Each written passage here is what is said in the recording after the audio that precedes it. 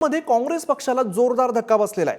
जिल्हाध्यक्ष राजेंद्र नागवडे, महिला जिल्हाध्यक्ष अनुराधा नागवडेंचा राजीनामा आलेला आहे। कार्यकर्त्यांसह राष्ट्रवादी काँग्रेस पक्षामध्ये आता ते प्रवेश करत आहेत। तर नगरमध्ये काँग्रेस पक्षाला खरं तर हा जोरदार धक्का म्हणावा लागेल। जिल्हाध्यक्ष राजेंद्र नागवडे आणि महिला जिल्हाध्यक्ष अनुराधा नागवडेंचा राजीनामा आलेला आहे। कार्यकर्त्यांसह हे दोघेही राष्ट्रवादी काँग्रेस पक्षात प्रवेश करत आहेत। या संदर्भात अधिक माहिती देतात आमचे प्रतिनिधी उमर सय्यद। उमर, नगरमध्ये खरं तर काँग्रेसला हा मोठा धक्का मानावा लागेल, काय माहिती समोर येते?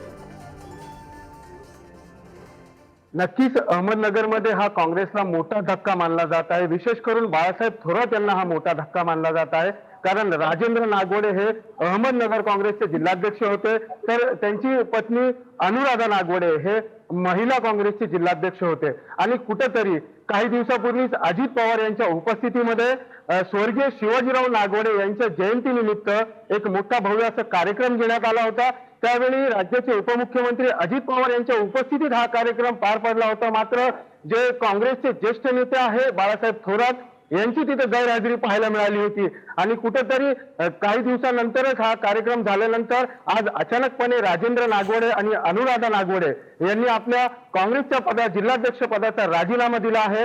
त्याचप्रमाणे येणाऱ्या 14 किंवा 15 तारखेला अजित पवार यांच्या उपस्थितीमध्ये हे नागवडे पती पत्नी जे आहेत ते अजित पवार गट यांच्या राष्ट्रवादी काँग्रेस करणार असल्याची चर्चा देखील समोर येत आहे। नक्कीच उमर, धन्यवाद तुम्ही दिलेल्या माहितीसाठी।